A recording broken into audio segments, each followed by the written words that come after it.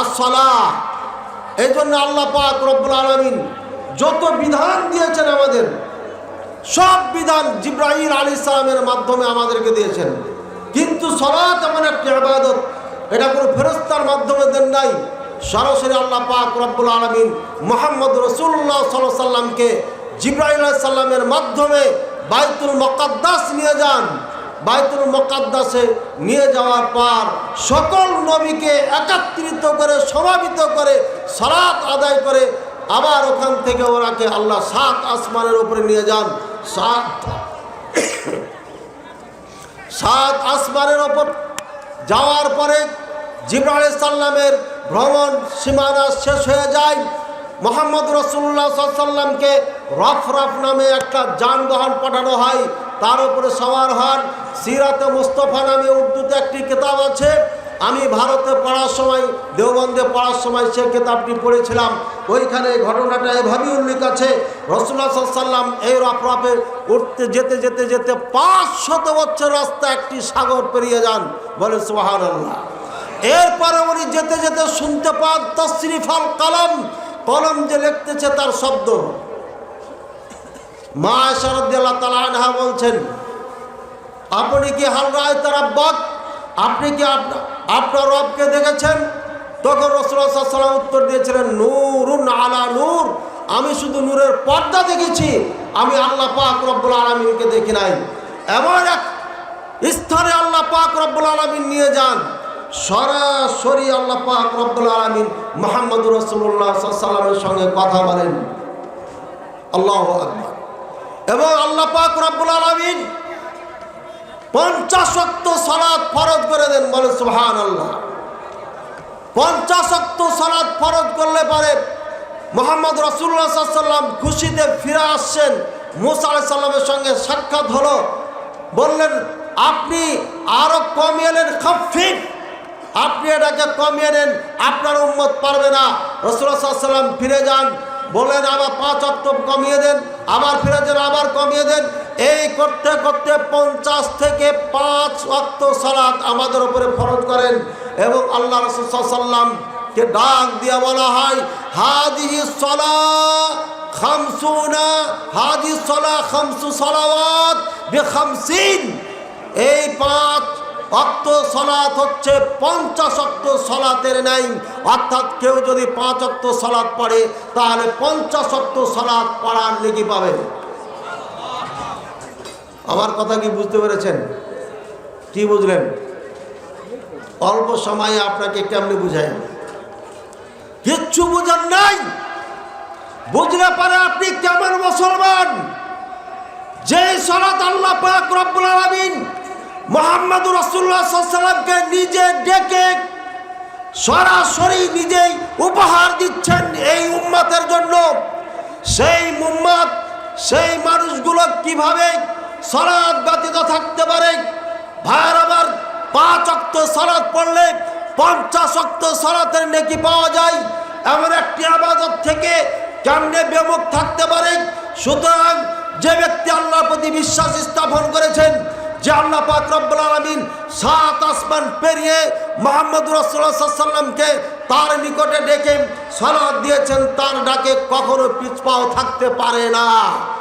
এই জন্যই আল্লাহ রাসূল সাল্লাল্লাহু আলাইহি ওয়াসাল্লাম বলে দিয়েছেন, আর বাইনা রাজুলি ওয়াশ শিরকি ওয়াল কুফরি তারকুস সালাহ। যে ব্যক্তি সালাত পড়ে সে ব্যক্তি মুসলিম, যে ব্যক্তি সালাত পড়ে না সে ব্যক্তি কাফের। রাসূলুল্লাহ সাল্লাল্লাহু আলাইহি ওয়াসাল্লাম স্পষ্ট ভাষায় বলে দিয়েছেন, সহিহ মুসলিমের 82 নম্বর হাদিস, বাইনা রাজুলি ওয়াশ শিরকি ওয়াল কুফরি তারকুস সালাহ। একজন মুসলিম আর কাফেরের মাঝে পার্থক্য হচ্ছে সালাত। যে ব্যক্তি সালাত পড়ে, নামাজ পড়ে সে মুসলিম, যে ব্যক্তি পড়ে না সে ব্যক্তি কাফের। এর চারানা দাম নেই।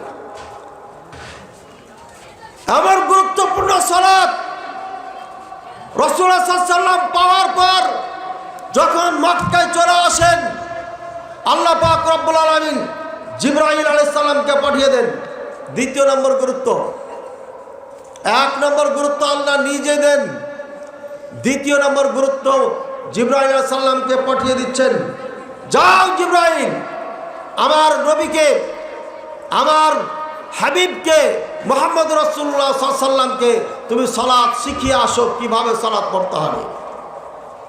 যা জিবরাইল আলাইহিস সালাম আল নাযালা জিবরাইল আলাইহিস সালাম সুম্মা ক্বালা ইয়া মুহাম্মদ, হে মুহাম্মদ কুম, আপনি দাঁড়ান, ফাসাল্লি, আপনি সালাত পড়ুন। 2 দিন সালাত পড়েছেন। প্রথম দিন সালাত পড়েছেন জোহরের সালাত, যখন ঠিক সূর্যটা ডান হয়ে যায় মাথার উপরে চলে আসে, আর ঠিক খাড়া হওয়ার পরে সামান্য যখন পশ্চিমে হেলে যায়, তখনই রাসূলুল্লাহ সাল্লাল্লাহু আলাইহি ওয়াসাল্লামকে জিবরাইল আলাইহিস সালাম সালাত পড়াচ্ছেন। জিবরাইল সাল্লাম এই সালাত দিয়ে বুঝাতে যাচ্ছেন, এই সালাত অত্যন্ত গুরুত্বপূর্ণ সালাত, অত্যন্ত গুরুত্বপূর্ণ ইবাদত। এই জন্য আমি জিবরাইল আলাইহিস সালাম নিজে এসেছি। 2টা গুরুত্বপূর্ণ জিনিস এখানে আছে। 1 নম্বর টাইম ঠিক রাখতে হবে। 2 নম্বর আমি যেভাবে শেখাচ্ছি দেখাচ্ছি ওইভাবেই পড়তে হবে। দ্বিতীয় দিনে এসে লাস্টের সময় পড়িয়ে দিয়েছেন। পড়ার পরে বললেন মা বাইনা হা যাইনি সলা, এই 2 টাইমের মাঝে হচ্ছে সালাতের টাইম।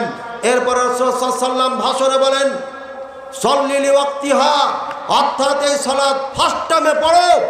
ফার্স্ট টাইমে পড়ার জন্য বলেছেন। বলতে বলতে কথা বলেছেন সায়াকুনু ফি উম্মতি উমারা, আমার উম্মতের মধ্যে কিছু নেতা হবে। নেতা বলতে ইমাম সাহেবরা হবে, কারণ নেতারাই আগে ইমামতি করতেন। এখনও আমরা সৌদি আরবে দেখে আসলাম, আমরা জেলখানায় গেছি দাওয়াতি কাজের জন্য, জোহরের সালাতের আজান হলো, আমরা 5 জন দায়ী একসাথে মসজিদে বসে আছি, ঠিক এমন ড্রেসে আছি, এটা ছিল না। ভাইয়ের আমার 4 জনের মধ্যে না 5 জনই আমরা ভাবছি হয়তো আমাদেরকে ইমামতি দায়িত্ব দিবেন। দেখলাম জেলার সাহেব এসে সরাসরি মেহরাবে চলে গেলেন এবং তাকবীর দিয়ে সালাত শুরু করলেন, বলেন সুবহানাল্লাহ। এই হচ্ছে ইসলামী রাষ্ট্র। নেতাজি তিনি হবে ইমাম। তার বক্তব্য যদি এখানে হয়, প্রত্যেকটি মানুষ মনে করবে উনি নেতা। আমাদের বক্তব্য দিয়েছেন আজকে সালাত পড়তে হবে। মসজিদে যদি আমি না যাই, নেতার দৃষ্টি যদি আমার উপরে না পড়ে, আমাকে হয়তো জবাবদিহিতা করতে হবে। কমপক্ষে তার ভয়ে মসজিদে যখন আসবে, আস্তে আস্তে তার ট্রেনিং হয়ে যাবে, অভ্যাস হয়ে যাবে, এরপরে মহব্বত ভালোবাসা হবে, এরপরে ইবাদতে পরিণত হবে। এই জন্য আল্লাহ পাক রব্বুল আলামিন এই মহান দায়িত্ব, মহান নেতা যারা রয়েছেন তাদেরকে আল্লাহ পাক রব্বুল আলামিন দিয়েছেন। ভাইয়ের আমার, রাসূলুল্লাহ সাল্লাল্লাহু আলাইহি ওয়াসাল্লাম 2টি জিনিস বোঝাচ্ছেন আল্লাহ পাক রব্বুল আলামিন। 1 নম্বর, এই সালাতের টাইম ঠিক রাখতে হবে। 2 নম্বর, যেভাবে আপনাকে পড়িয়ে দেখালাম সেভাবেই পড়তে হবে। এই জন্য রাসূলুল্লাহ সাল্লাল্লাহু আলাইহি ওয়াসাল্লাম বলেছেন সল্লু কামা রাআইতুমুনি উসাল্লি, সালাত ওইভাবে পড়ো যেভাবে তোমরা আমাকে সালাত পড়তে দেখছো। বোঝা যাচ্ছে রাসূলুল্লাহ সাল্লাল্লাহু আলাইহি ওয়াসাল্লাম যেভাবে সালাত পড়েছেন, যেভাবে সাহাবায়ে কেরাম দেখেছেন, ওইভাবে সালাত না পড়লে সালাত হবে না। তার প্রমাণ হচ্ছে রাসূলুল্লাহ সাল্লাল্লাহু আলাইহি ওয়াসাল্লাম হজের সময় জীবনে একবার হজ করেছেন। তখন উনি বলেছিলেন খুদু আন্নি মানাসিকাকুম, আমার থেকে তোমরা হজের নিয়ম নীতি শিখে নাও। ওখানে বলে নাই হজ্জু কামা রাআইতুমুনি আহজ্জ, আমি যেভাবে হজ করছি এভাবেই হজ করবা, এভাবে বলেন নাই। বলেছেন খুদু আন্নি মানাসিকাকুম, তোমরা আমার থেকে হজের নিয়ম নীতি শিখে নাও। আর সালাতের ক্ষেত্রে বলছেন আমাকে যেভাবে দেখেছো সেইভাবেই সালাত পড়ো। আল্লাহর কসম খেয়ে আমি বলছি, ওয়াল্লাহি তাল্লাহি বিল্লাহ, আমি দেওবন্দ থেকে ফার্স্ট ক্লাস কওমি মাদ্রাসায় পড়েছি হানাফি। এরপরে রাবিয়ানদের কাছে মদিনা বিশ্ববিদ্যালয় সহ 8 বছর পড়ে যা পেয়েছি, আজ পর্যন্ত যে সালাত মক্কায় মদিনায় পাওয়া যায় এটাই হচ্ছে জিবরাইল আলাইহিস সালামের শিখানো সালাত, এটাই হচ্ছে আল্লাহ পাক রব্বুল আলামিনের প্রদত্ত সালাত, এটাই হচ্ছে রাসূলুল্লাহ সাল্লাল্লাহু আলাইহি ওয়াসাল্লামের নিজে শিখানো সালাত, এটাই হচ্ছে রাসূলুল্লাহ সাল্লাল্লাহু আলাইহি ওয়াসাল্লামের রেখে যাওয়া সালাত। এর বাইরে যেটা সেটা সালাত হতে পারে না। এর মধ্যে অনেক ভুয়া কথা আপনার ঢোকানো হয়েছে। এই জন্য এই সূত্রটা অবশ্যই মনে রাখতে হবে। সল্লু কামা রাআইতুমুনি উসাল্লি, আমাকে যেভাবে সালাত পড়তে দেখছো ওইভাবেই সালাত পড়ো। যদি এভাবে সালাত না পড়েন সালাত হবে না। কেমনে হবে না? রাসূলুল্লাহ সাল্লাল্লাহু আলাইহি ওয়াসাল্লাম বলছেন কাতা সোজা করো, কাতা সোজা না করলে পারে সালাত পূর্ণ হবে না। হাদিস বুখারী মুসলিম। রাসূলুল্লাহ সাল্লাল্লাহু আলাইহি ওয়াসাল্লাম বলছেন তোমরা মাঝখানে ফাঁকা রেখো না, ফাঁকা রাখলে পারে শয়তান এসে ঢুকে যাবে। শয়তান ঢুকে যাবে এর মানে আপনাকে সালাত ঠিকমতো পড়তে দিবে না। সুতরাং যদি আপনার কাতার সোজা না হয়, নামাজ কমপ্লিট হচ্ছে না, সহিহ বুখারী মুসলিমের হাদিস। যদি আপনি এরপরে তাকবীরে তাহরিমা আল্লাহু আকবার বলে শুরু করছেন, এই তাকবীরে তাহরিমা যদি আপনার সঠিক না হয় তাহলে আপনার রুকুম ছুটে গেল, এটাও হবে না। এক কথায় সালাতের শর্ত আছে 9টি, ফরজ আছে 14টি, আর ওয়াজিব আছে 8টি। এই কমপ্লিট সম্পূর্ণ যদি হুবহু পালন করতে না পারেন তাহলে নবী করিম সাল্লাল্লাহু আলাইহি ওয়াসাল্লামের সালাত হবে না।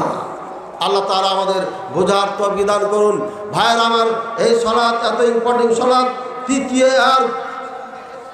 তৃতীয় আর হচ্ছে হিয়া ইবাদাতুন লা তাসকুতু আনকা ওয়ালাউ কুনতা মারিদান হাত্তা ফি মাইদানিল হারবি ওয়ালা ইনদাল গারাকি ওয়ালা ইনদাল হারাক মা দুমতা আকিলান। যতদিন পর্যন্ত আপনার মাথা ঠিক আছে, বুদ্ধি আছে, ততদিন পর্যন্ত সালাত কখনো আপনাকে মাফ করবে না। সালাত আপনার থেকে মাফ নাই। আপনি এমনকি যুদ্ধের ময়দানে আছেন, তাও সালাত পড়তে হবে। শত্রুরা দুশ্মনে আপনাকে তাড়া দিচ্ছে, পূর্ব দিকে দৌড়াচ্ছেন, পূর্ব দিকে মুখ করে সালাত পড়তে হবে। দক্ষিণ দিকে দৌড়াচ্ছেন, দক্ষিণ দিকে পড়তে হবে। এই সালাত কোনো মুহূর্তে আপনার মাপ নাই।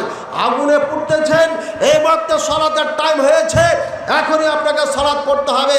আগুন থেকে বাঁচতেও হবে, সালাতও পড়তে হবে। ডুবে যাচ্ছেন, ডুবার থেকে বাঁচতে হবে, সালাতও পড়তে হবে।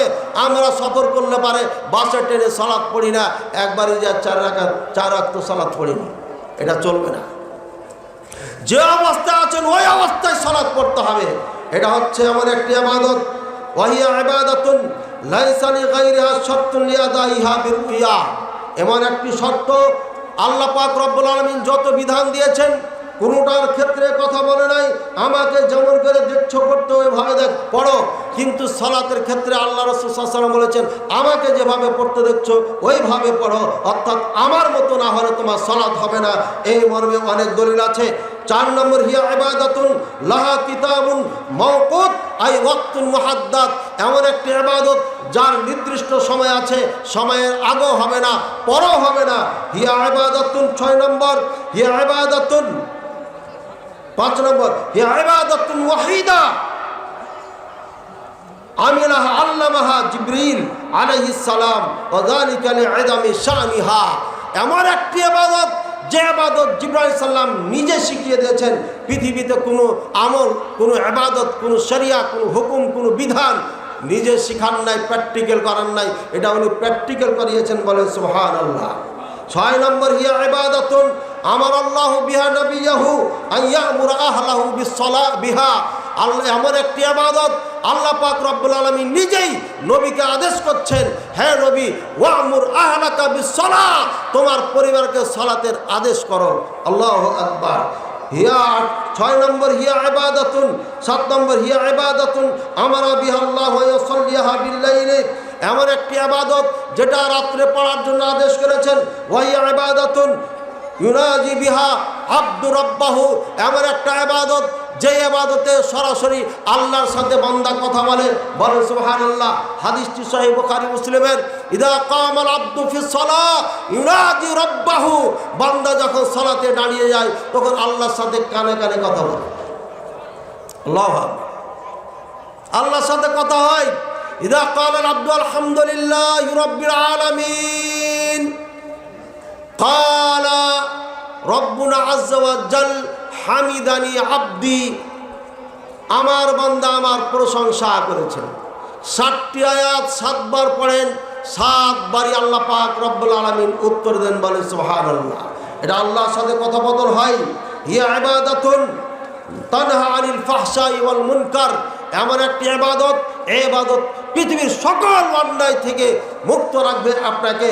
হিয়া ইবাদাতুন তামহি আও তুমহি বিহাল খাতায়া।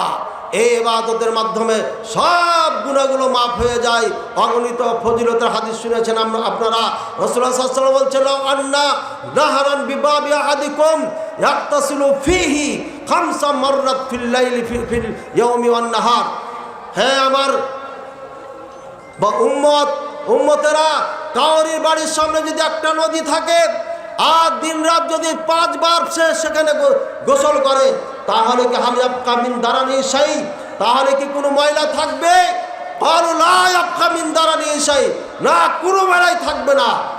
বলছেন হাদিহি as-salawatul khamsa mithluhunna aw kama qala alayhi salatu wassalam, এটি হচ্ছে 5 ওয়াক্ত সালাতের উদাহরণ। যে ব্যক্তি 5 ওয়াক্ত সালাত পড়বে ইয়ামহুল্লাহু বিহিন্নাল খাতায়া, তার সকল গুনাহগুলোকে আল্লাহ ক্ষমা করে দিবেন। বলেন সুবহানাল্লাহ। হাদিসটি সহিহ বুখারী মুসলিমে। এটি এমন একটি ইবাদত, নূরুন ইয়াউমাল কিয়ামাত, কিয়ামতের দিন নূর হবে। দলিল দিলে পরে শেষ হবে না। হিয়া ইবাদাতুন নাজাতুন ইয়াউমাল কিয়ামা, এমন একটি ইবাদত আপনাকে কিয়ামতের দিন নাজাত দিবে, পরিত্রাণ দিবে জাহান্নাম থেকে। ইয়া ইবাদাতুন দলিলুন ইয়াউমাল কিয়ামা, এমন একটি ইবাদত কিয়ামতের দিন এই সালাত আপনার জন্য দলিল হয়ে দাঁড়িয়ে যাবে। বলবে আল্লাহ এ তো নামাজি ছিল, একে জাহান্নামে দেওয়া যাবে না। হাদিস মান হাফাযা আলাইহা কানাত লাহু নূরান ওয়া বুরহানা ওয়া নাজাতান ইয়াউমাল কিয়ামা, যে ব্যক্তি নামাজের হেফাজত করবে সেই ব্যক্তির জন্য কিয়ামতের দিন এটা নূর হবে, অন্ধকারে আপনার আলোর কাজ করবে। কবরে যখন দেওয়া হবে সালাত আলো হয়ে চলে আসবে, হাসরের ময়দানে আলো হয়ে চলে আসবে, পুলসিরাত অন্ধকার রাস্তা দিয়ে পার হতে হবে, তখনও সালাত আলো প্রদান করবে। নাজাতান, এই হবে নাজাত দাতা, নাজাত দানকারী, দলিল, এবং দলিল হবে প্রমাণ হয়ে দাঁড়িয়ে যাবে। আপনাকে আল্লাহ পাক রব্বুল আলামিন জাহান্নামে দিবেন, তখন আপনার পক্ষে দলিল হয়ে কাজ করবে। বলেন সুবহানাল্লাহ। হে ইবাদাতুন তুনজিকা আনিল হাসর মা কারুন ওয়া হামান ওয়া ফিরআউন ওয়া উবাই বিন খালফ আল ইয়াযু বিল্লাহ, এমন একটা ইবাদত কিয়ামতের ময়দানে যারা সালাত পড়ে না, সালাত ভালো করে পড়ে না, তাদের হাসর নাসর হবে কারুনের সাথে, হামানের সাথে, নমরুদের সাথে, ফিরআউনের সাথে, উবাই বিন খালফের সাথে। বলেন নাউযুবিল্লাহ। আপনি সালাত পড়লে পারে এদের সাথে আপনার হাসর নাসর হবে না। ইয়া ইবাদাতুন মা'মুরুন বিহা জামিউল খালায়েক, এটি আমার একটি ইবাদত। আও মাশরুআতুন ফিস সামাই কামা ফিল আরদি, এমন একটি ইবাদত যে ইবাদতটা আসমানও চলে জমিনও চলে। বলেন সুবহানাল্লাহ। যেভাবে জমিনে আমরা সালাত পড়ি, 7 আসমান ও ফেরেশতারাও সালাত পড়ে। আল্লাহু আকবার।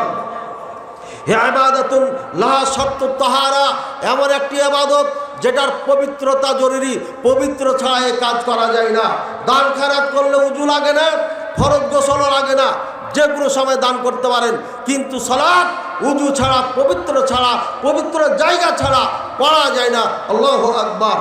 হিয়া ইবাদাতুন আমারা বিহা সিবিয়ান ওয়া হুম 7 সিনিন, এমন একটা ইবাদত আল্লাহ পাক রব্বুল আলামিন ছোট্ট বাচ্চা যখন আপনার ঘরে হবে তখন তাদেরকে আদেশ করতে বলেছেন, মুরু আওলাদাকুম বিসসালাতি ওয়া হুম 7 সিনিন, যখন 7 বছরে পদার্পণ করবে তোমার সন্তান, তাদেরকে তোমরা আদেশ করো সালাত জন্য পড়ে।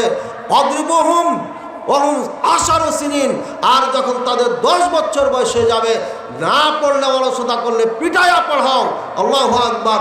পৃথিবীতে কোনো এমন বিধান আল্লাহ পাক রব্বুল আলামিন দেন নাই যেই বিধানে 7 বছর বয়সে বাচ্চাকে আদেশ করতে বলেছেন, আর 10 বছরে পিটতে বলেছেন, মারতে বলেছেন, শাসন করতে বলেছেন। এমন ইবাদত পৃথিবীতে আর কিছু নাই এই সালাত ব্যতীত। আল্লাহু আকবার।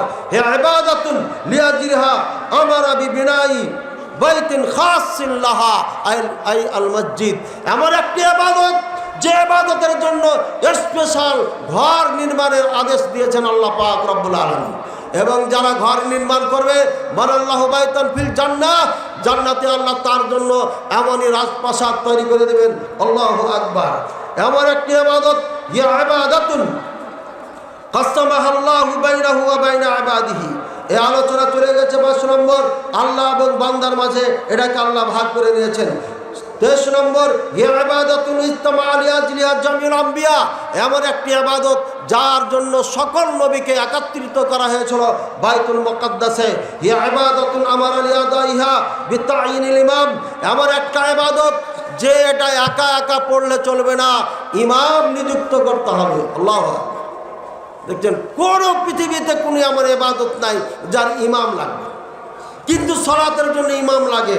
শুধু ইমাম না, এমন একটি ইবাদত, এই ইবাদতের জন্য একসাথে সমাবেত হয়ে পড়ার জন্য একটা মত যেন লাগে। প্রতিদিন 5 টাইম আজান দিয়ে তাদেরকে ডাকবে, হাইয়া আলাল ফালাহ, হাইয়া আলাস সালাহ, সালাতের দিকে আসো, সফলতার দিকে আসো।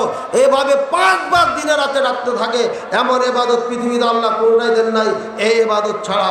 আল্লাহু আকবার, আল্লাহু আকবার। 25 নম্বর, ইবাদাতুন লাহা হায়াতুন খাসসাতুন আন গায়রিহা। এটি এমন একটি ইবাদত যার পড়ার নিয়ম নীতি একদম পুরোপুরি ভিন্ন, অন্য ইবাদতের সাথে তার কোনো মিলই নাই। আল্লাহু আকবার। একবার স্পেশাল ভাবে পড়ার নিয়ম নীতি আল্লাহ দিয়েছেন, আমরা যা চোখে দেখতেছি। আল্লাহু আকবার। হিয়া ইবাদাতুন মা'মুরাতুন বিল জামাআতি হাত্তা ফি ময়দানিল হারবি।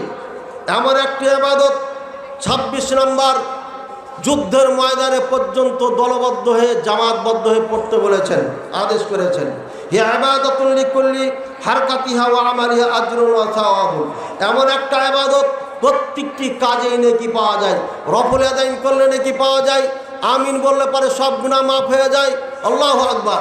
রব্বানা লাকাল হামদ হামদান কাসীরান তাইয়িবান বললে পরে সব গুনাহগুলো মাফ হয়ে যায়। প্রত্যেকটি কাজেই নেকি পাওয়া যায়। এই ইবাদত এমন একটি ইবাদত। আল্লাহু আকবার। ওয়া হিয়া ইবাদাতুন মা'মুরাতুন বিতাসবিয়াতিস সুফুফ। এটি এমন একটি ইবাদত যে ইবাদত পালন করার জন্য কাতারবদ্ধ হতে হবে এবং একদম সোজা করে স্ট্রেট করে কোনো একা বাঁকা থাকা যাবে না। কাঁধে কাঁধ পায়ে পায়ে মিলিয়ে দাঁড়ানোর জন্য আদেশ করা হয়েছে। হাদিস বুখারী মুসলিম। ওয়া হিয়া ইবাদাতুন লাহা ই'লানুন ওয়া মুআদ্দিনুন। এমন একটি ইবাদত যার ঘোষণা দিতে হয়, যার জন্য মুআদ্দিনও লাগে, এটাও বলা হয়ে গেছে। 30 নম্বর, হিয়া ইবাদাতুন লাইসা লিল মারাতি হাক্কুল ইমামা ওয়ালাল আযান লিইজ্জাতিহা ওয়া লিহিফজিহা আনিল ফিতান। এমন একটি ইবাদত যে ইবাদতের জন্য মহিলারা ইমাম হতে পারে না। বুঝছেন? পুরুষের ইমাম কি মহিলা হতে পারে? সব কাজে হতে পারে।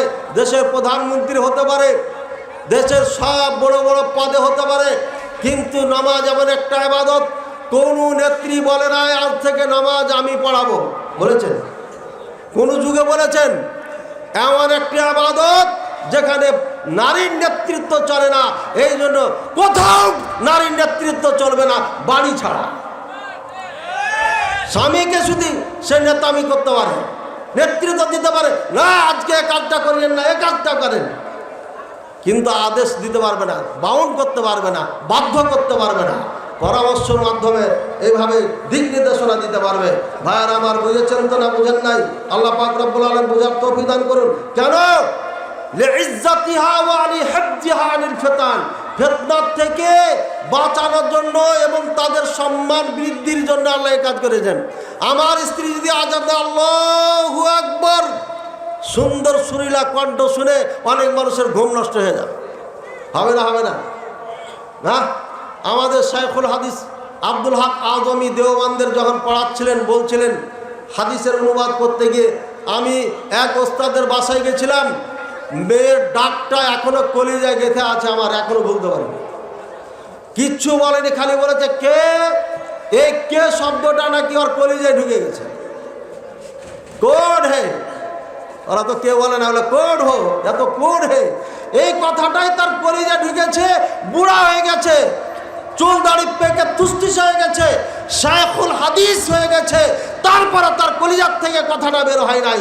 এই জন্য আল্লাহ তাদের আজানও নাই, একামত নাই, বিশুদ্ধ মতে একামত নাই। ভালো করে মনে রাখবেন, আমাদের দেশে অনেক ভুল ফতোয়াও আছে। আবার 31 নম্বর, হিয়া ইবাদাতুন সাইনুহা ওয়া কাসলানুহা মুনাফিক। যারা অলসতা করে তারা মুনাফিক হয়ে যায়। বলেন নাউযুবিল্লাহ, আল্লাহ যেন আমাদের এমন না করে। হিয়া ইবাদাতুন মুতাখাল্লিফুহা আনিল জামাআতি মুনাফিকুন। এটা এমন একটি ইবাদত যারা জামাত থেকে পিছে হটে যায়, আসে না, এরাও মুনাফিক হয়ে যায়, খাসসাতান ইশা এবং ফজরে। 33 নম্বর, হিয়া ইবাদাতুন মুআখিরুহা আমদান দাইমান মুনাফিকুন। এমন একটি ইবাদত যারা বারবার প্রতিনিয়ত দেরি দেরি করে পড়ে, এরা মুনাফিক হয়ে যায়। বলেন নাউযুবিল্লাহ। হিয়া ইবাদাতুন লাহা মালাইকাতুন হুররাস মিনাস সামা, এমন একটি ইবাদত, এই ইবাদতকে দেখার জন্য ডিউটি দেয় আল্লাহ পাক রব্বুল আলামিন 2 টাইম। 8 ঘন্টা করে ডিউটি আছে, 24 ঘন্টাকে ভাগ করেন, 12 ঘন্টা ডিউটি। একদল ফেরেশতা আপনার ফজরের সালাতে আসেন, ফজর থেকে নিয়ে আসর পর্যন্ত এরা ডিউটি করে। আসর থেকে নিয়ে আর এক দল আসে, আসর থেকে নিয়ে আবার ফজর পর্যন্ত ডিউটি করে। পৃথিবীর কোনো ইবাদতের জন্য এইভাবে ডিউটির জন্য আল্লাহ ফেরেশতা নির্ধারণ করেন নাই, একমাত্র এই সালাতের জন্য, নামাজের জন্য আল্লাহ পাক রব্বুল আলামিন এই ডিউটি নির্ধারণ করেছেন। বলেন সুবহানাল্লাহ। 35 নম্বর, ইয়া ইবাদাতুন ইসআল আনহা রব্বুল করিমুল গফুর, এমন একটা ইবাদত, এই ইবাদত সম্পর্কে কিয়ামতের ময়দানে আপনাকে জিজ্ঞাসা করা হবে। আল্লাহু আকবার। ইয়া ইবাদাতুন তুসআল আনহা ইনদা সিরাতি আলান নার, জাহান্নামের উপরে যে পুলসিরাত কায়েম করা হবে, এই পুলসিরাত পার হওয়ার সময় আপনাকে সালাত সম্পর্কে জিজ্ঞাসা করা হবে, এমন একটি ইবাদত। আল্লাহু আকবার। আল্লাহ তাআলা আমাদের বুঝার তৌফিক দান করুন। হিয়া ইবাদাতুন হিয়া উমুদুল ইসলাম, এটি এমন একটি ইবাদত যেটি, এটি হচ্ছে ইসলামের আপনার খুঁটি, এটা হচ্ছে খুঁটি, এই হচ্ছে আপনার ইবাদত, সালাতের পাওয়ার। হিয়া ইবাদাতুন মান দাইয়াহা সায়ুলকান নার, যে ব্যক্তি এই ইবাদতকে ধ্বংস করবে আল্লাহ পাক রব্বুল আলামিন তাকে জাহান্নামে নিক্ষেপ করবে। আল্লাহ পাক রব্বুল আলামিন আমাদেরকে হেফাজত করুন, বলেন আমিন, আল্লাহুম্মা আমিন।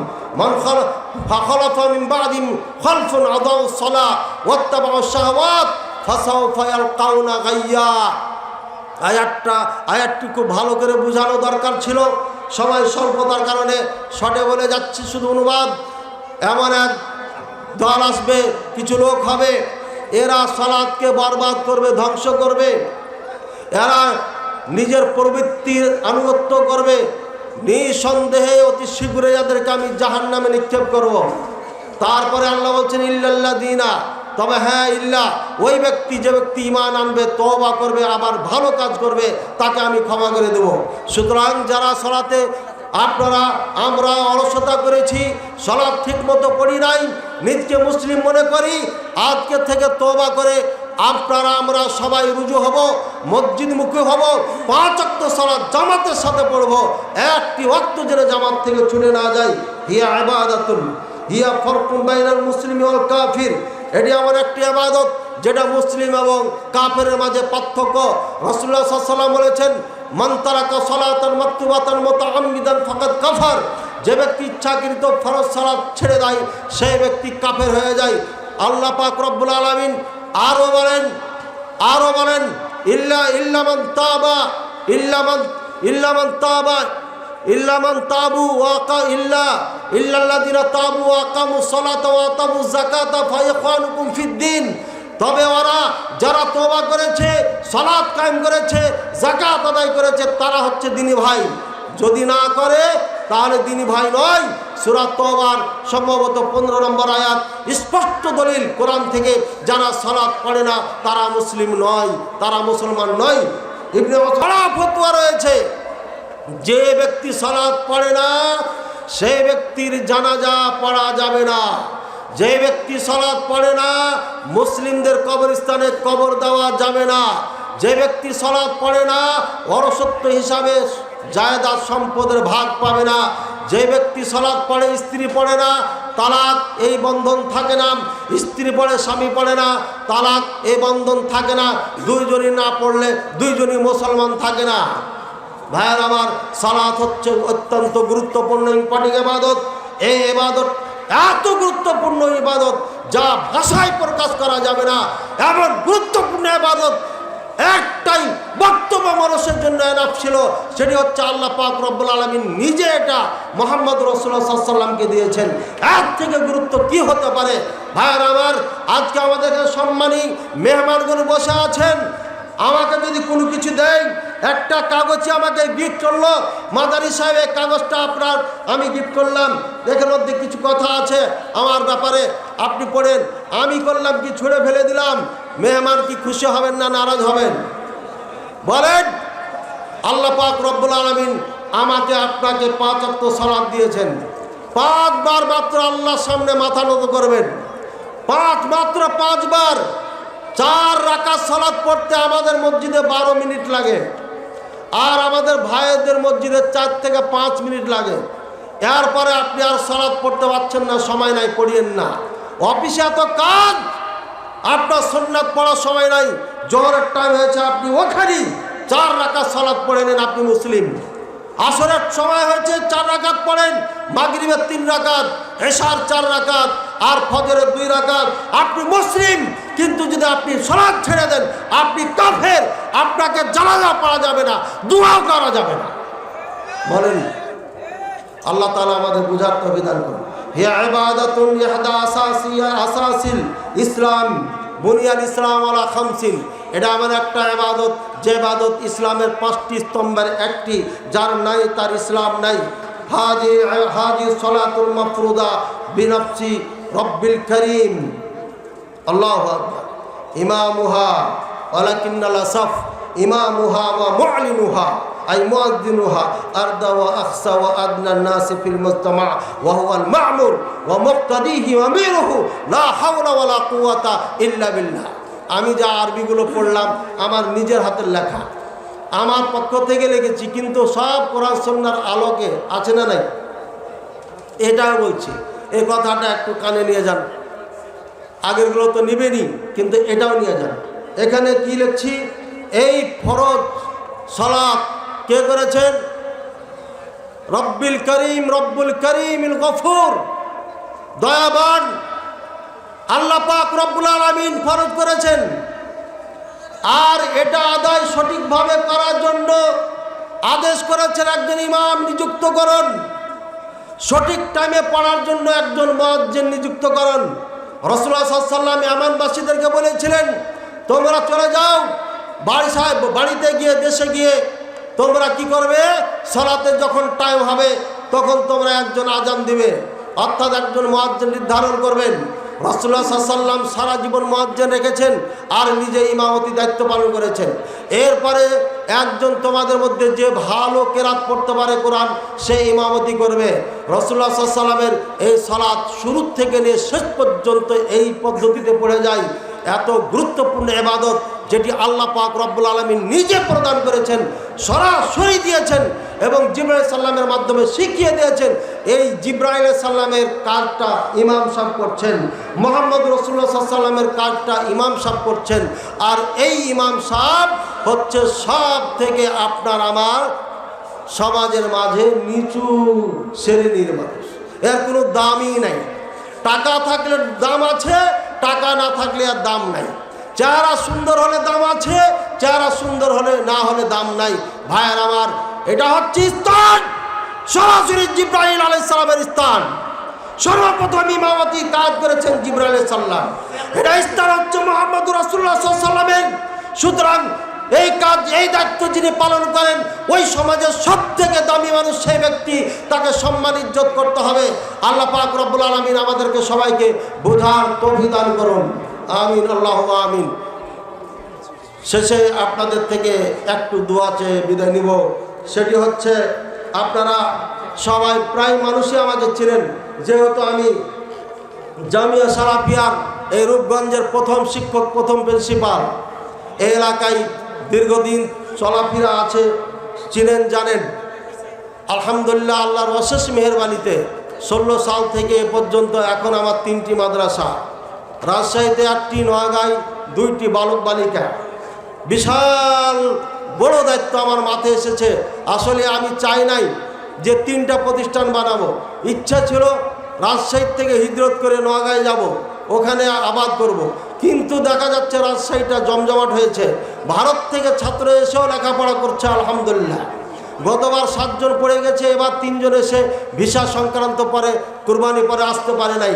আলহামদুলিল্লাহ, আমি বলেছি আপনাদের এই কালনিতে আগামী 13 তারিখে মাহফিল আছে, আর রাজশাহী মাদ্রাসা আমার 14 তারিখে।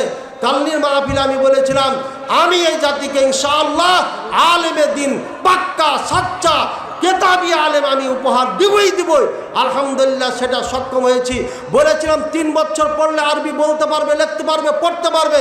2 বছরে সেটা করতে সক্ষম হয়েছি। ইনশাআল্লাহ আপনারা দোয়া করবেন আমার এই 3টি মাদ্রাসাকে যেন আল্লাহ কবুল করে নেন। আর যেন এটা এমন কিছু করে যেতে পারি কিয়ামত পর্যন্ত যেন চলমান থাকে, বলেন আল্লাহুম্মা আমিন। এছাড়া আপনাদের থেকে আর কিছু আমার চাওয়া পাওয়া নাই। কিভাবে করবেন, কেমনে করবেন আল্লাহ ভালো জানেন। ইয়াতিমখানার কাজ শুরু করব একদম খালি হাত, আল্লাহ যেন সেটারও ব্যবস্থা করে দেন। আপনারা সবাই দোয়া করবেন। ওয়া আখির দাওয়ানা আলহামদুলিল্লাহি রাব্বিল আলামিন ওয়া সাল্লাল্লাহু আলা নবিয়িনা মুহাম্মদ ওয়া আলা। সম্মানিত দিনী ভাইয়েরা, আপনারা জানেন পৃথিবীর মধ্যে সবচেয়ে শ্রেষ্ঠ একটি কালিমা, যে কালিমা এর জন্য আল্লাহ রাব্বুল আলামিন এই আসমান জমিন লৌহ কলম অসংখ্য সৃষ্টিকুল বিশেষত ফেরেশতা মণ্ডলী, মানুষ এবং জিন এই জাতির সৃষ্টি করেছেন।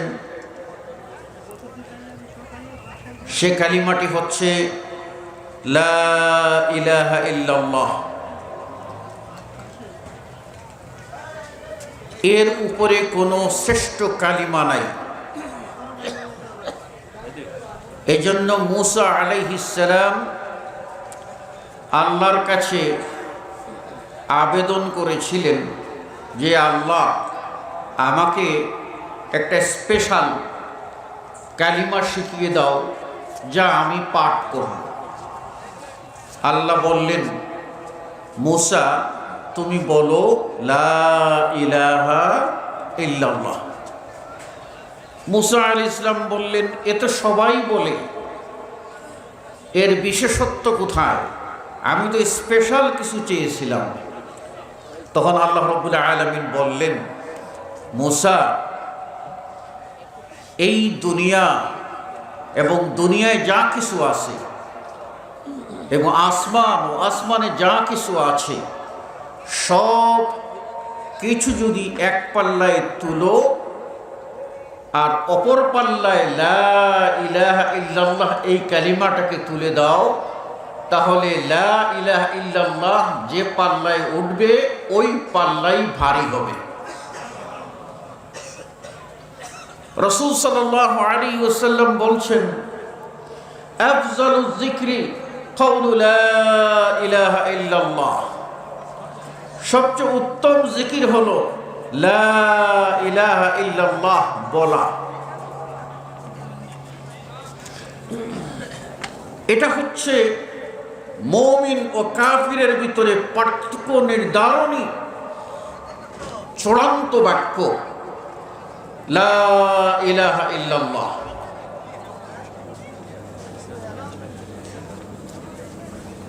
এই লা ইলাহা ইল্লাল্লাহ যদি কারো জীবনের শেষ কালিমা হয়,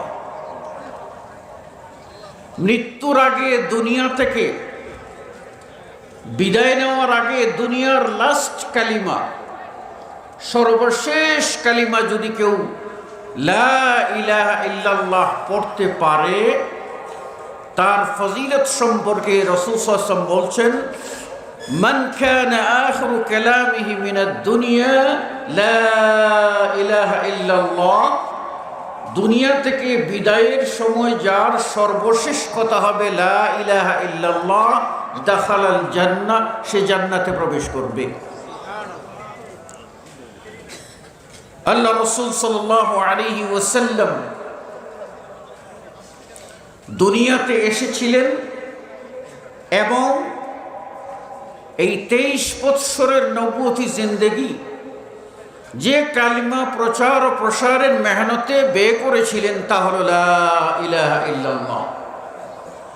শুধু তাই না, তিনি সহ একবার নূহ নবী, আদম সফিউল্লাহ পর্যন্ত যত নবী ও রাসূল পৃথিবীতে এসেছিলেন সকলেই একটি কালিমার দিকে মানুষকে দাওয়াত দিয়েছেন, তা হলো লা ইলাহা ইল্লাল্লাহ। এই লা ইলাহা ইল্লাল্লাহর অর্থ হলো আল্লাহ ছাড়া কোনো হক মাবুদ নাই। এটাই হচ্ছে তাওহীদের মূল স্পিরিট, মূল বক্তব্য, যে আপনি যাবতীয় প্রকার ইবাদত খালেসভাবে নিবেদন করবেন কেবল আল্লাহর জন্য। আল্লাহর সাথে প্রত্যক্ষ কিংবা পরোক্ষ, ডাইরেক্ট অথবা ইনডাইরেক্ট, কোনোভাবে তার কোনো সৃষ্টিকে আল্লাহর সমকক্ষ গণ্য করতে পারবেন না, আল্লাহর চেয়ে বড় গণ্য করতে পারবেন না, এবং আল্লাহর জন্য নিবেদন করতে পারবেন না। যাবতীয় ইবাদত করতে হবে কার? জোরে বলেন কার? ওয়া'বুদুল্লাহ। আল্লাহ বলছেন তোমরা আল্লাহর ইবাদত করো। ওয়ালা তুশরিকু বিহি শাইআ, আল্লাহর সাথে কোনো কিছুকে শরীক করিও না। এখন তাওহীদ হলো আল্লাহ রাব্বুল আলামিন এর জাত ও সিফাত, সিফাতের বেলায় যেগুলি কেবল তার জন্যই খাস, সেগুলিতে কোনো সৃষ্টিকে শরীক করা যাবে না। আল্লাহর পরিচয় আল্লাহ যেভাবে দিয়েছেন, হাদিসে রাসূল সাল্লাল্লাহু আলাইহি ওয়াসাল্লাম যেভাবে বর্ণনা করেছেন, ওইভাবে বিশ্বাস করতে হবে। কোনরূপ নিজস্ব কল্পনা ও ব্যাখ্যা করা যাবে না। তাওহীদের অন্যতম অর্থ হলো স্রষ্টা হলেন আল্লাহ, মালিক হলেন আল্লাহ, খালিক হলেন আল্লাহ, মুদাব্বির সব কিছুর নিয়ন্ত্রক ও পরিচালক হলেন মহান আল্লাহ। এতে কেউ অংশীদার আছে, শরীক আছে, পার্টনার আছে, এটা বিশ্বাস করা যাবে না। আর চূড়ান্ত হলো, যেহেতু আল্লাহ ওয়াহদাহু লা শারীকা লাহুকে একক বলে বিশ্বাস করেছেন, তিনি একমাত্র খালিক ও মালিক, তিনি হায়াত ও মৌতের মালিক, বিশ্বাস করেছেন যিনি আমাদেরকে সৃষ্টি করেছেন তার ইবাদতের জন্য, কেবল তারই জন্য চূড়ান্তভাবে ইবাদতকে আমরা নিবেদন করব, অন্য কারোর জন্য কোনো ইবাদত করব না। এটাই হচ্ছে তাওহীদ। আর এটাই হচ্ছে আমাদের যে দৈনিক 5 ওয়াক্ত সালাতে 17 রাকাতে 17 বার ফরজ হিসাবে আমরা বলি ইয়্যাকা না'বুদু ওয়া ইয়্যাকা নাস্তাঈন। হে আল্লাহ, কেবলমাত্র তোমারই ইবাদত করি এবং তোমারই কাছে সাহায্য চাই। ইবাদত যাবতীয় তোমার, সাহায্য চেতে হয়, আশ্রয় প্রার্থনা করতে হয়, কাকুতি মিনতি করতে হয়, কিছু যদি দাবি জানাতে হয়, পূরণ করার মালিক তুমি।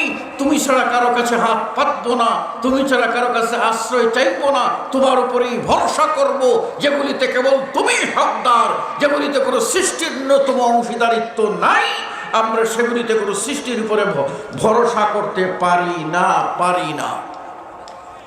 সম্মানিত সুধী মণ্ডলী, এখন লা ইলাহা ইল্লাল্লাহর অর্থ হলো লা মা'বুদা বিহাক্কিন ইল্লাল্লাহ।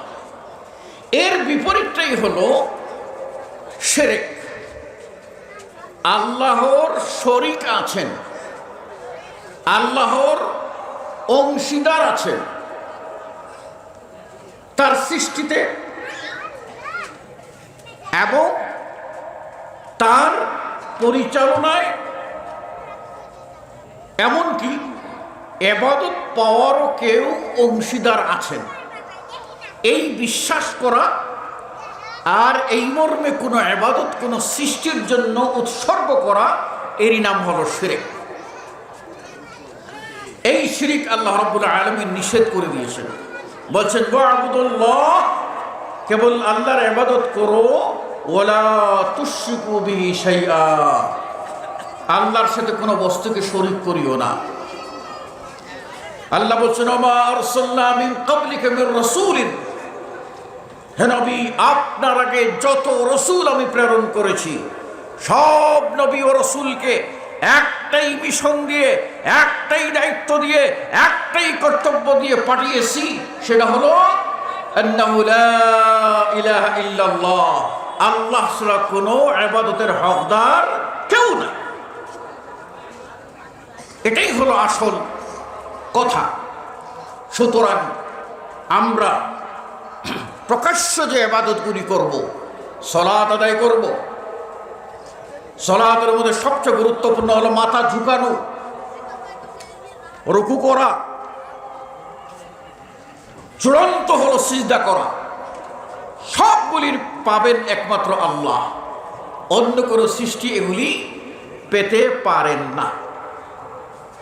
আমাদের সমাজে প্রচলিত আছে যে আমরা অনেকের মৃত্যুতে শ্রদ্ধা জানাই, বলি অমুকের মৃত্যুতে বা এই উপলক্ষে তার প্রতি বিনম্র শ্রদ্ধা আছে না? নাই দেখেন নাই আপনারা?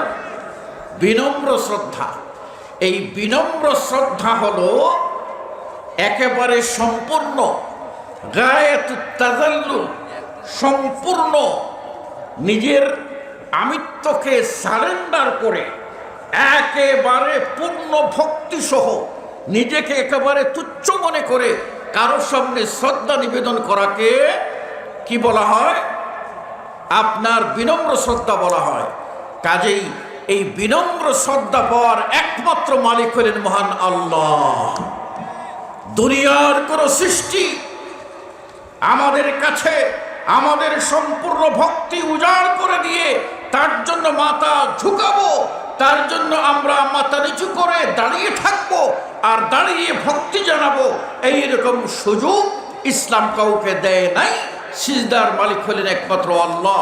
ওয়া আন্নাল মাসাজিদা লিল্লাহ ফালা তাদউ মা'আল্লাহি আহাদা, সিজদার সমূহ একমাত্র আল্লাহর, আল্লাহর সাথে কাউকে শরীক করা যাবে না, যাবে না।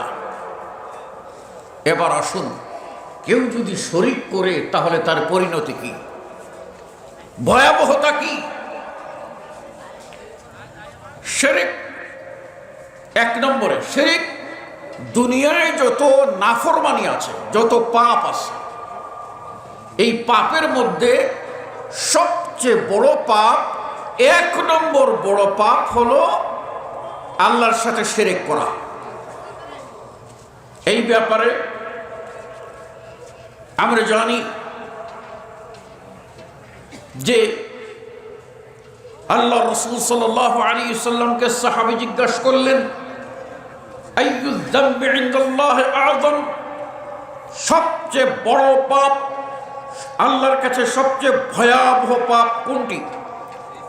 আল্লাহ নবী সাল্লাল্লাহু আলাইহি ওয়াসাল্লাম বললেন, আন তুশরিকা বিল্লাহি, তুমি আল্লাহর সাথে শিরক করবে, আন তাজআলা লিল্লাহি নিদ্দান ওয়া হুয়া খালাকাক, আল্লাহ তোমাকে সৃষ্টি করেছেন, তা সত্ত্বেও তুমি তার সমকক্ষ কোন সৃষ্টিকে জানবে আর তার কাছে তুমি সিজদা করবে, তার কাছে মাথা নত করবে। এটা হচ্ছে আল্লাহর সাথে, মানে যত পাপ আছে পাপের মধ্যে সবচেয়ে বড় পাপ। একদিন রাসূল সাল্লাল্লাহু আলাইহি ওয়াসাল্লাম চেয়ারে হেলান দিয়ে বসা ছিলেন। এই সময় হঠাৎ করে আল্লাহ নবী সাল্লাল্লাহু আলাইহি ওয়াসাল্লাম বলেন, আলা উনাব্বিউকুম বিআকবারিল কাবাইর, আমি কি তোমাদেরকে সবচেয়ে বড় গুনাহ সম্পর্কে বলবো? সাহাবারা বললেন, জি হ্যাঁ ইয়া রাসূলুল্লাহ, বলুন হে আল্লাহর রাসূল। তখন আল্লাহ নবী সাল্লাল্লাহু আলাইহি ওয়াসাল্লাম বললেন, তিনটি বড় পাপের কথা নিলেন। এক নম্বরে বললেন আল ইশরাকু বিল্লাহ, আল্লাহর সাথে শিরক করা হলো এক নম্বর বড় পাপ। দুই নম্বর বললেন উকুকুল ওয়ালিদাইন, পিতামাতার নাফরমানি করা। তিন নম্বর বললেন ও শাহাদাতুজ জুর ও কওলুজ জুর, মিথ্যা কথা বলা বা মিথ্যা সাক্ষী দেওয়া। এই কথা যখন রাসূল সাল্লাল্লাহু আলাইহি ওয়াসাল্লাম বললেন, তখন রাসূল সাল্লাল্লাহু আলাইহি ওয়াসাল্লামের শরীর আপনার ঈমানী চেতনায় এবং এই ভয়াবহ পাপের ভয়াবহতার কারণে তিনি টেক লাগানো ছিলেন, সোজা হয়ে বসে গেলেন। হেলান থেকে সোজা হয়ে গেছে গিয়ে বারবার বলতে থাকলেন, আলা উনাব্বিউকুম বিআকবারিল কাবাইর, আলা উনাব্বিউকুম বিআকবারিল কাবাইর, আমি কি তোমাদের কিছু বড় বড় কবিরা গুনাহ সম্পর্কে বলবো না? আল ইশরাকু বিল্লাহি ওয়া হুকুকুল ওয়ালিদাইন ওয়া শাহাদাতুজ জুর ওয়া শাহাদাতুজ জুর ওয়া শাহাদাতুজ জুর। মিথ্যা সাক্ষীর কথা যখন রাসূল বারবার বলতে লাগলেন, সাহাবারা ভয়ে তটস্থ হয়ে গেলেন, কাঁপতে শুরু করলেন। আল্লাহর নবী এত রেগেছেন, এই রাগার কারণে না জানি আল্লাহর পক্ষ থেকে কোনো গজব এসে যায়, কোনো বিপদ এসে যায়, সেজন্য তারা ভয়ে ত্রস্ত হয়ে কাঁপতে কাঁপতে গিয়ে তারা বললেন, লাইতাহু সাকাত, আহা রাসূল যদি থামতেন, আহা রাসূল যদি থামতেন। কত বড় ভয়াবহ পাপ বলে রাসূল সাল্লাল্লাহু আলাইহি ওয়াসাল্লাম উল্লেখ করেছেন। এক নম্বর হলো এটা সবচেয়ে বড় পাপ। দুই নম্বর, দুনিয়ার মধ্যে যত প্রকার জুলুম আছে, এই জুলুমের মধ্যে সবচেয়ে বড় জুলুম হলো শিরক। লোকমান তার প্রিয় ছেলেকে বলছেন, আল্লাহ কোরআনে সেটা কোট করেছেন, ইয়া বুনাই, ওহে আমার প্রিয় বৎস, লা তুশরিক বিল্লাহ, তুমি আল্লাহর সাথে শিরক করো না। ইন্না শিরকা লাযুলমুন আযীম, নিশ্চয়ই শিরক অবশ্যই মহা জুলুম। এক্ষণে আপনারা প্রশ্ন করতে পারেন, জুলুম কি? জুলুম বলা হয় ওয়াজউ শাই ফি গায়রি মাহাল্লিহি, কোন বস্তুকে তার নিজ জায়গায় না রেখে অন্য জায়গায় রাখা, অর্থাৎ যার পাওনা তাকে না দিয়ে অন্যকে দিয়ে দেওয়া হলো জুলুম। এবার বলুন, ইবাদত পাওয়ার হকদার কে? জোরে বলেন, ইবাদত পাওয়ার হকদার কে? এখন আপনি যদি ইবাদতের সম্পূর্ণ ইবাদত অথবা কোনো একটি ইবাদত আপনি আল্লাহর পাওনা সেটাকে যদি কোনো গাছকে দিয়ে দেন, কোনো মাছকে দিয়ে দেন, কোনো কচ্ছপকে দিয়ে দেন, কোনো কুমিরকে দিয়ে দেন, কোনো ল্যাংটা পাগলকে দিয়ে দেন, কোনো জেতা মানুষ, সে আলেম নামদারি হোক আর ভণ্ড লেবাসে ভৌতবাদ হোক, এইরকম ল্যাংটা পাগল আর ঝাঁটাওয়ালা বাবুকে যদি আপনি, ঝাঁকড়াওয়ালা বাবু, এদেরকে যদি আপনার জীবনের কোনো একটি ইবাদতে আল্লাহর সমান মনে করে যদি আপনি করে থাকেন, তাহলে আপনি আল্লাহর পাওনা ওই পাগলকে দেওয়ার কারণে, ওই ছাগলকে দেওয়ার কারণে, ওই মানুষকে দেওয়ার কারণে, ওই গাছবৃক্ষ তরুলতাকে দেওয়ার কারণে আপনি আল্লাহর শানে চরম দুষ্টতা দেখিয়েছেন। আপনি হচ্ছেন চরম বেয়াদব, চরম নাফরমান, আপনি সবচেয়ে বড় জালেম। শিরক এত বড় অন্যায়। এজন্যই দুনিয়ার সামান্য জুলুম, দুনিয়ায় একজন মানুষ আরেকজনের প্রতি জুলুম করে না, এই সামান্য জুলুমটুকু সরিষা পরিমাণ, সেটাও আল্লাহ রাব্বুল আলামিন হারাম করে দিয়েছেন। ইন্নী হারামতু যুলম, হাদিসে কুদসি আল্লাহ বলেন, আমি জুলুমকে হারাম করেছি। ওয়াজআলতু বাইনাকুম মুহাররামা, তোমাদের মধ্যে জুলুম করা একে অন্যের প্রতি জুলুম করাকে আমি হারাম ঘোষণা দিয়ে দিলাম। ফালা তাযালামু, খবরদার তোমরা জুলুম করো না। আল্লাহ নবী সাল্লাল্লাহু আলাইহি ওয়াসাল্লাম বললেন, ইত্তাকুয যুলম, তোমরা জুলুম থেকে বাঁচো। এই জুলুমটা কি? মিন যুলমাতি ইয়াউমাল কিয়ামাহ, কিয়ামতের ভয়াবহ জুলুম এর একটি। এই জুলুম থেকে তোমরা বাঁচো। সাধারণ জুলুমের পরিণতি এই, শিরকের মতো মহা জুলুম যদি হয় তার পরিণতি কেমন হবে? 3 নম্বর, এটা এমন একটি বড় পাপ যে পাপের নাই কোনো মাপ। এটা এমন একটি বড় পাপ যে পাপের নাই কোনো মাপ। কখন? বান্দা যদি এই পাপ সহ মারা যায়, তার আর কোনো মুক্তি নাই। তবে মরার আগে যদি সে তওবা করে, কালিমা পড়ে, লা ইলাহা ইল্লাল্লাহ পাঠ করে ঈমানদার হয়ে মরতে পারে, তবেই মুক্তির আশা করতে পারে, নতুবা নয়। এই পাপের কোনো ক্ষমা নাই। আল্লাহ রাব্বুল আলামিন কোরআনুল কারীম নিজে বলে দিয়েছেন, ইন্নাল্লাহা লা ইয়াগফিরু আন ইউশরাকা বিহি ওয়া ইয়াগফিরু মা দুনা যালিকা লিমান ইয়াশা। নিশ্চয়ই আল্লাহ বলছেন লা ইয়াগফির, তিনি ক্ষমা করবেন না, শিরকের গুনাহ ক্ষমা করবেন না। তবে শিরিক ছাড়া অন্য কোনো গুনাহ, আপনি জিনা করে ফেলেছেন, আপনি মিথ্যা কথা বলে ফেলেছেন, আপনি বড় পাপ করেছেন, এই সমস্ত বড় পাপ থেকে আল্লাহ চাইলে বান্দাকে সব গুনাহ মাফ করে দিতে পারেন, কিন্তু শিরকের গুনাহকে তিনি বলছেন আমি ক্ষমা করব না। শুনে রাখেন, আল্লাহর নবী সাল্লাল্লাহু আলাইহি ওয়াসাল্লাম বর্ণনা করেন, আল্লাহ রাব্বুল আলামিন বলেন, ইয়া ইবাদি, হে আমার বান্দা, লাউ বালাগাত যুনুবুকা আনানাস সামা, তোমার যদি পাপ বাড়তে বাড়তে আসমানের এই কিনারা হইতে অপর কিনারা পর্যন্ত পাপে ভরে যায়, আর তুমি যদি আমার কাছে ক্ষমা চাও, একটা পাপ নাই, সেটা হলো শিরক। শিরক করো নাই, তাওহীদে বিশ্বাসী ছিলে, তাহলে জেনে রাখো ওই সমস্ত পাপকে আমি নিমিষেই মাফ করে দিয়ে তোমাকে জান্নাতবাসী করে দেব। ফেলাও বলি, আমি কারো কোনো পরোয়া করি না।